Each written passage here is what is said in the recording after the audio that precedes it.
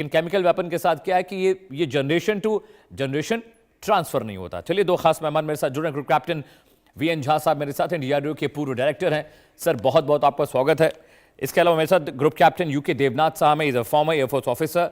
Sir ने बहुत सारे मिग उड़ाए हैं और इनके जो एक्सपीरियंस है, उन एक्सपीरियंस के हिसाब पे हम पाकिस्तान और चाइना के स्ट्रेटजी को डिकोड करते हैं। आप दोनों का बहुत बहुत स्वागत है। वीएन झा सर, मैं आपके पास सबसे पहले आ रहा हूं। चाइना ने 200-250 सैनिकों को स्पेशल केमिकल वेपन और जो मास डिस्ट्रक्टिव वेपन है, एटॉमिक वेपन्स की ट्रेनिंग दी है। ये रशियन सोल्जर्स थे जो चाइना की जमीन पर ट्रेनिंग ली है इन्होंने। अब यूरोपियन यूनियन को यह डर लग रहा है कि ये जो ट्रेनिंग हुई थी, इसका इस्तेमाल यूक्रेन के खिलाफ रशिया कर सकता है। सिर्फ रशिया ही नहीं, सिर्फ यूक्रेन ही नहीं, चाइना ही नहीं, पूरे इंटरनेशनल फर्टर्निटी पर किस तरह का खतरा आप देख रहे हैं अगर इस तरह की इनिशिएशन चाइना में हो रही है? सर,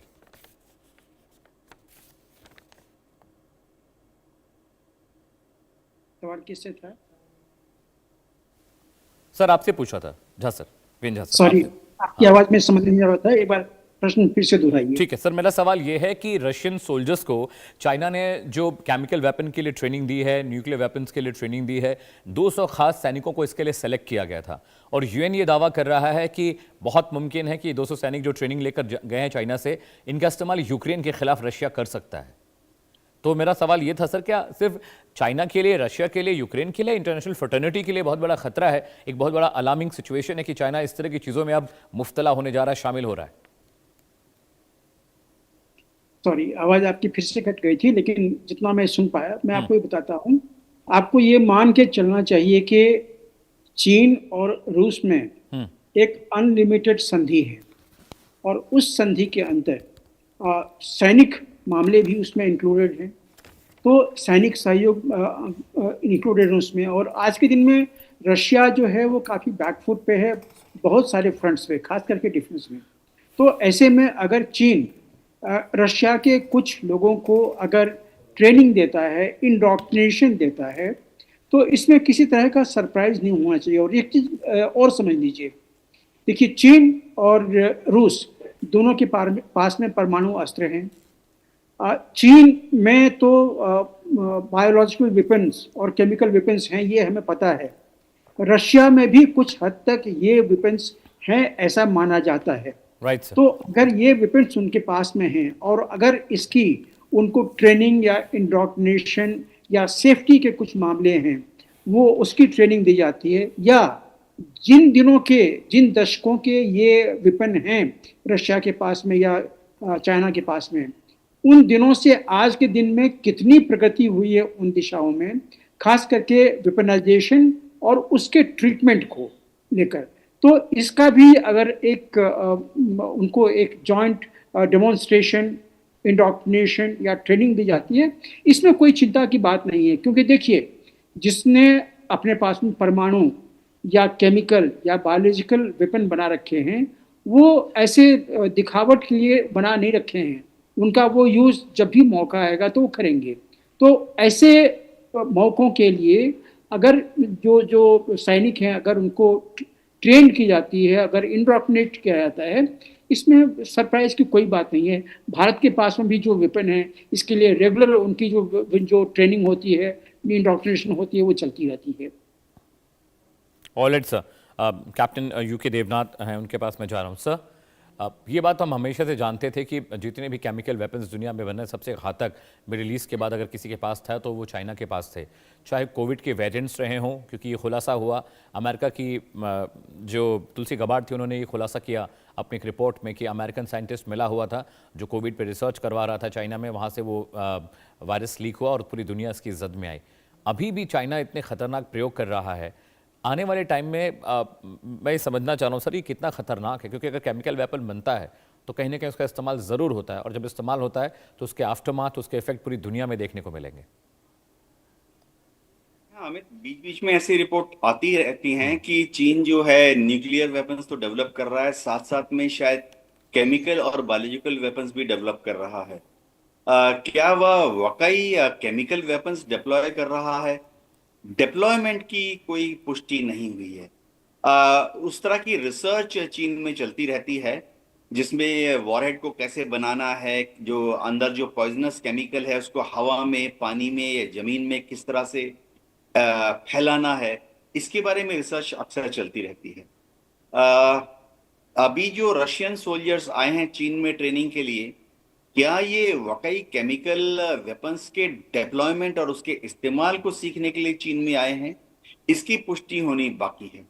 वैसे अमित, मैं आपको बता दूं कि दुनिया भर के जितने देश हैं वो आपस में इस तरह का सहयोग करते रहते हैं न्यूक्लियर, बायोलॉजिकल या केमिकल वॉर से बचने के लिए। चीन इस तरह की ट्रेनिंग पहले भी दे चुका है, ना सिर्फ रूस के सोल्जर्स को, वरन जो उसके सहयोगी देश हैं जैसे कि पाकिस्तान, नॉर्थ कोरिया, इन सब देशों से इनके आर्मी के स्पेशलिस्ट चीन जाकर एनबीसी यानी न्यूक्लियर, बायोलॉजिकल, केमिकल वॉरफेयर के बारे में सीखते रहे हैं। लेकिन जैसे इनका जो पाकिस्तान का जो कंटिजेंट गया था, मैं आज से 10 साल, आज से 15 साल पहले की बात कर रहा हूं, पाकिस्तान का जो कंटिजेंट गया था चीन में ट्रेनिंग लेकर वापस आया, वो उनकी ट्रेनिंग भी ऐसे 1 महीने की थी। तो जब हमारे लोगों ने छानबीन की तो पता लगा कि चीन में उनकी जो ट्रेनिंग हुई थी पाकिस्तान के सोल्जर्स एंड ऑफिसर्स की, वो ज्यादातर रक्षात्मक दृष्टि से हुई थी कि अगर पाकिस्तान के ऊपर कोई केमिकल हमला हो जाता है या पाकिस्तान के ऊपर कोई बायोलॉजिकल हमला हो जाता है तो उससे किस तरह से बचना है, उसको किस तरह से कंटेन करना है, यानी सीमित रखना है कि वो हवा में, जल में या जमीन पर ना फैले। सबसे बड़ी बात है उसका ट्रीटमेंट कैसे किया जाएगा। तो देखना ये पड़ेगा कि क्या रशियन सोल्जर्स को आक्रामक तरीके सिखाए जा रहे थे या महज रक्षात्मक तरीके सिखाए जा रहे थे। वैसे एक सेंटेंस में बता दूं कि इंडिया में भी हमारी आर्मी, नेवी, एयरफोर्स, हम भी हमारे सोल्जर्स को और ऑफिसर्स को, एयरमैन को ट्रेनिंग करते हैं एनबीसी वॉरफेयर के लिए, न्यूक्लियर, बायोलॉजिकल, केमिकल वॉरफेयर के लिए। एयरफोर्स के ट्रेनिंग सेंटर्स 2 जगह पे हैं और आर्मी का ट्रेनिंग सेंटर 1 जगह पर है। नेवी जो है वो अपने सेलर्स को ट्रेनिंग के लिए ज्यादातर एयरफोर्स के पास ही भेजती है। नेवी ने एनबीसी के लिए अभी तक अपना अलग से कोई सेंटर खोला नहीं है।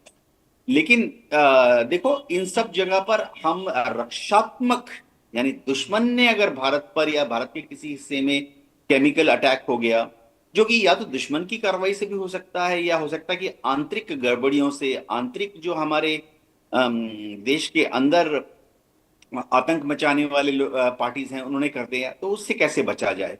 और ना सिर्फ हम यहाँ भारत के हमारे एयरमैन, सेलर्स और आर्मी के सोल्जर्स को ट्रेनिंग देते हैं, वरन हमारे जो मित्र देश हैं, जैसे हमने इन एनबीसी स्कूल में, मेरे समय की बात कर रहा हूँ, आज से 15 साल पहले बांग्लादेश से ऑफिसर्स आए थे, नेपाल से ऑफिसर्स आए थे, अफ्रीका के देशों से ऑफिसर्स आए थे, सिंगापुर और मलेशिया से ऑफिसर्स आए थे। हमने उनको भी ट्रेन किया, लेकिन ट्रेनिंग जो थी वो रक्षात्मक एंगल से थी, ना कि ऑफेंसिव पर्पस से। जी all right. Sumit, captain VN Jha, मैं आपके पास आ रहा हूं। आप कुछ कह रहे थे सर? झा साहब, वीएन झा सर, आप मुझे सुन पा रहे हैं?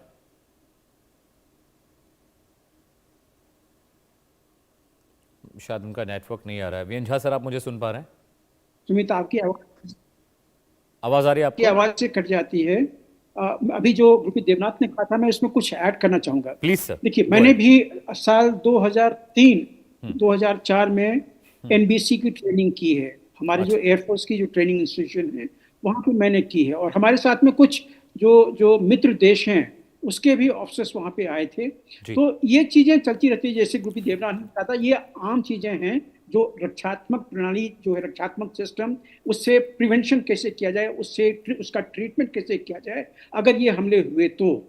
और यहीं पे जो जो गारमेंट्स होते हैं, एनबीसी के गारमेंट्स, वो उसकी डेमोन्स्ट्रेशन दी जाती है कि इसको कैसे ऑपरेट करते हैं और कैसे इसका बेस्ट यूज कर सकते हैं। तो इससे कोई घबराने वाली बात नहीं है। और जहाँ तक ऑफेंसिव कैपेबिलिटी है, तो आप ये जान लीजिए कि जो भी इंस्टीट्यूट या जो भी प्रतिष्ठान एनबीसी वॉर हेड बनाती है, उसका परीक्षण करती है, टेस्टिंग करती है, तो उससे सबसे बड़ा घातक यूज उसको कैसे किया जाए, ये भी वही देती है। और इसको सबों को ये चीज़ें नहीं दी जाती, ये कॉन्फिडेंशियल है। दूसरी चीज़, केमिकल वेपन जो है आज के दिन में बैंड है यूएन द्वारा, तो खुले रूप से किसी भी इंस्टीट्यूट में इसका जो ट्रेनिंग है वो नहीं मिलता है। बायोलॉजिकल के लिए मैं आपको ये भी आपको बता दूं कि चीन जो है उसने पाकिस्तान को अपना एक गेटवे बना रखा है। 2018 में और 2019 में पाकिस्तान में 2 लैब ऐसे सेटअप हुए हैं जहां पे चीन ने अपने बायोलॉजिकल जो एजेंट्स हैं, जो जो जो संक्रमण हैं, उसका वहां पे लैब बना रखा है। और इसलिए ये भी अंदेशा हो रहा था कि जब 2020 में ये कोरोना का चीजें हुई थी तो ये कहाँ से लीक हुआ था। वैसे ये लीक हुआ था तो चाइना के सरजमीन से ही, लेकिन कहाँ कहाँ से लीक हो सकता है ये आपको अंदाजा रखना पड़ेगा, क्योंकि पाकिस्तान में 2 लैब चीन ने बनाए हुए हैं जहाँ के चाइना के ही एजेंट संक्रमण जो हैं वो वहाँ पे रखे गए हैं और उसका वहाँ पे कल्चर और वहाँ पे टेस्टिंग होती है। तो ये सब चीज़ें जो हैं ये अक्सर पब्लिक डोमेन में नहीं आती हैं। क्योंकि मैं रक्षा में रह चुका हूँ और मैं एनबीसी को फॉलो करता आ रहा हूँ, इसलिए मुझे इसका पता है। तो देखिए, अभी कोई ज़्यादा अलार्म होने की कोई ज़रूरत नहीं है भारत को या किसी भी देश को। और जैसा गुरप्रीत देवनाथ कह रहे थे, मैं बिल्कुल सहमत हूं कि अगर रूस से कुछ लोग ट्रेनिंग के लिए वहां पे आए हुए हैं तो यही प्रिवेंशन और ट्रीटमेंट, ये जो 2 चीजें हैं इसकी यूजली ट्रेनिंग मिलती है, जो हमारे यहाँ भी बाकी जो मित्र देश हैं उसके आर्म फोर्सेस को, चाहे वो ऑफिसर्स कैडर के हो या नॉन ऑफिसर्स कैडर के हो, उनको ये मिलती रहती है।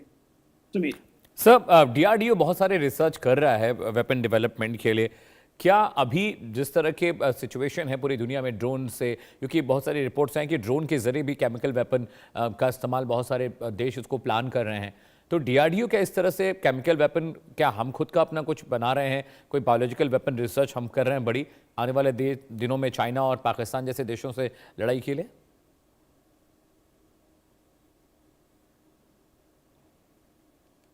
व्यंजन सर, मेरा सवाल आपसे था।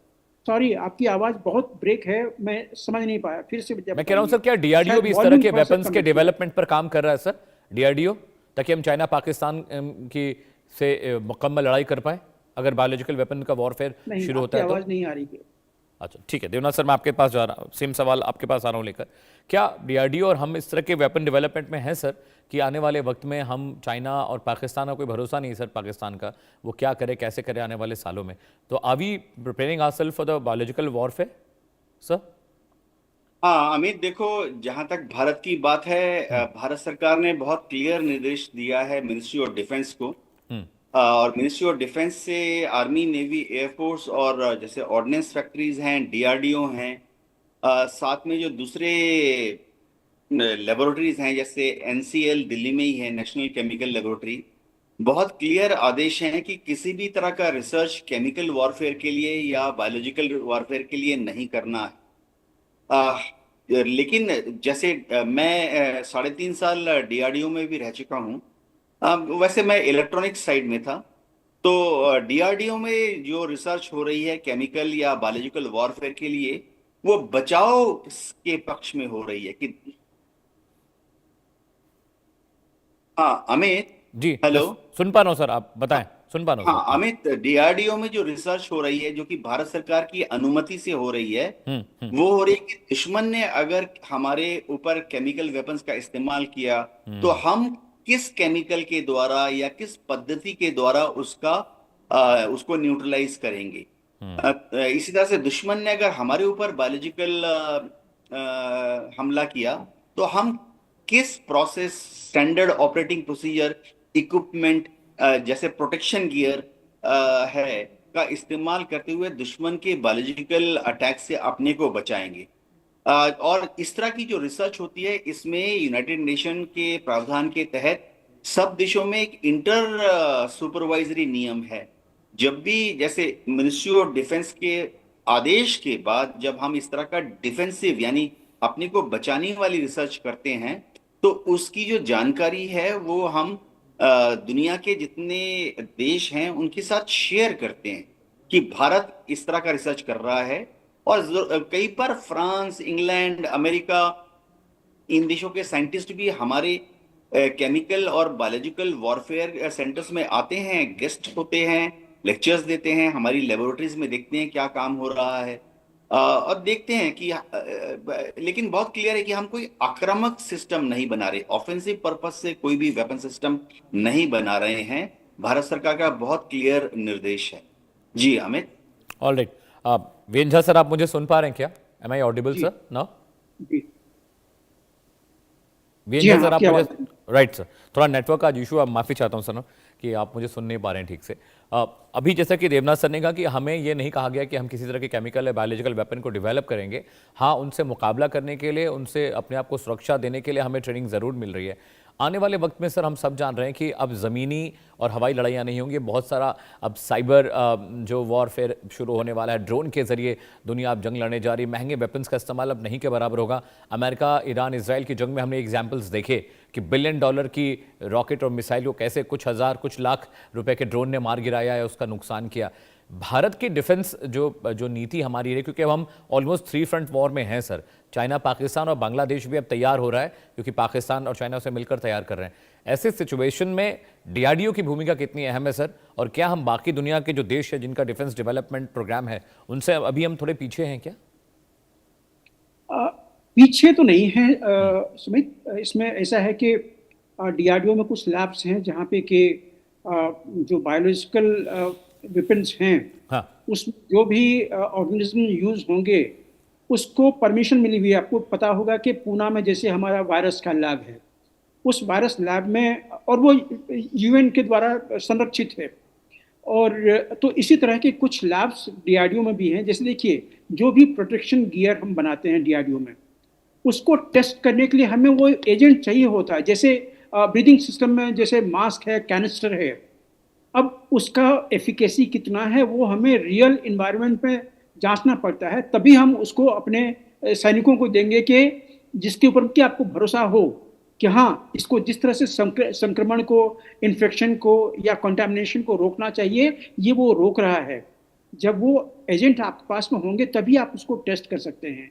तो देखिए, यूएन ने अपनी पॉलिसी बनाई है कि कोई इसको यूज नहीं करेगा, लेकिन यूज तो लोग कर रहे हैं, चाहे वो जो भी देश हो, वो चाहे लिमिटेड क्वांटिटी में ही सही। हमने देखा है सीरिया में किस तरह से केमिकल वेपन यूज हुआ था।